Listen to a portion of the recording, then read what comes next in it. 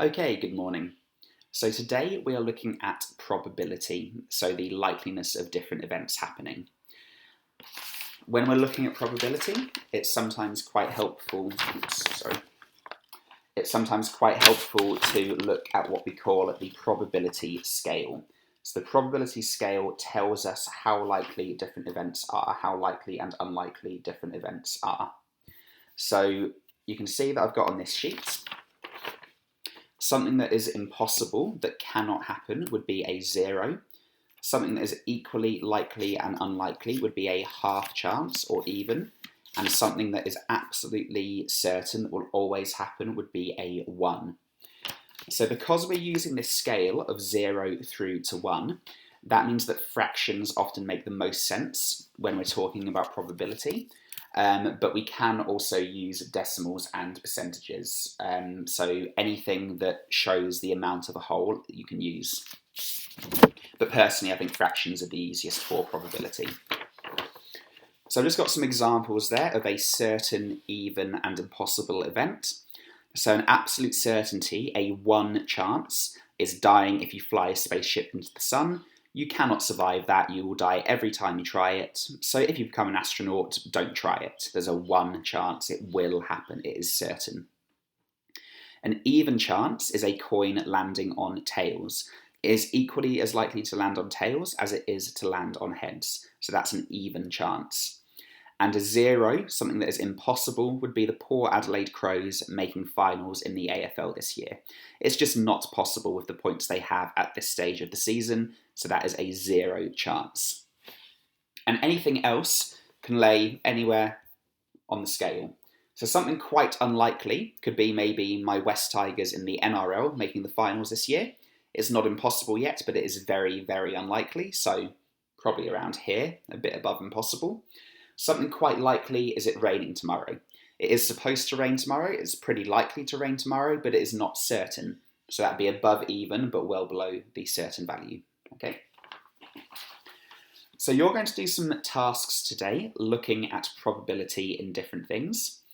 And we're going to look at probability of dice rolls as an example now.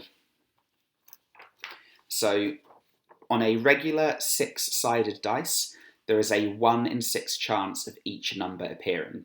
So every time you roll, there's a 1 in 6 chance of a 6, 1 in 6 chance of a 5, 1 in 6 chance of a 4, and so on and so forth. Okay? So there are 6 possible outcomes, and there's 1 chance of each one. So I'd like to know, what is the chance of rolling a 5, an odd number, a 4 or a 5, a 7, and a 1, 2, 3, 4, 5, or 6? So maybe pause the video now and quickly work those out.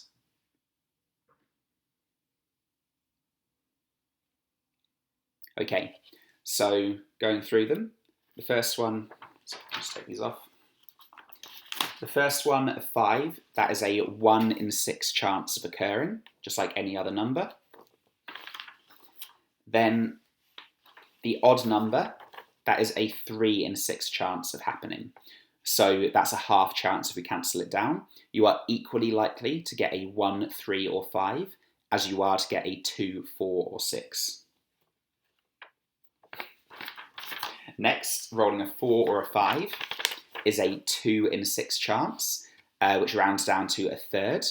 So theoretically, 1 in 3 times you should get a 4 or a 5.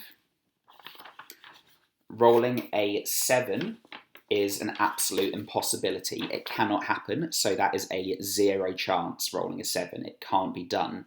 On a regular 6-sided dice, you cannot roll a 7.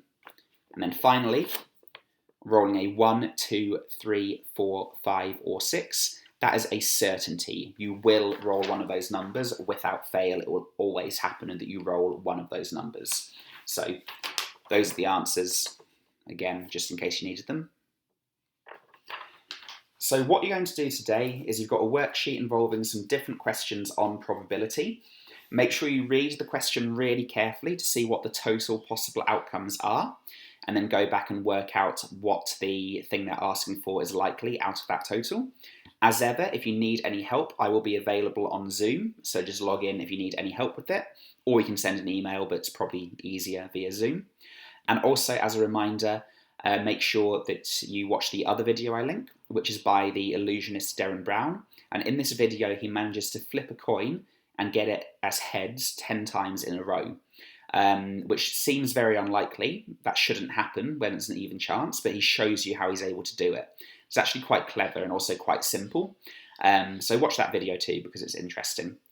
Anyway, that is all. See you on Zoom if you need help.